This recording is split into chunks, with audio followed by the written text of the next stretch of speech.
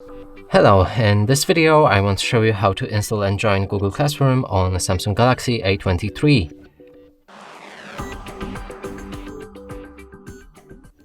And to do this, you will need to open your Google Play Store. Right here, try to find Google Classroom as an app.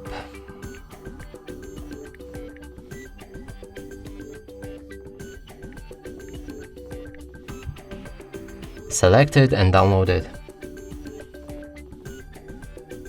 After installation process is finished, click Open.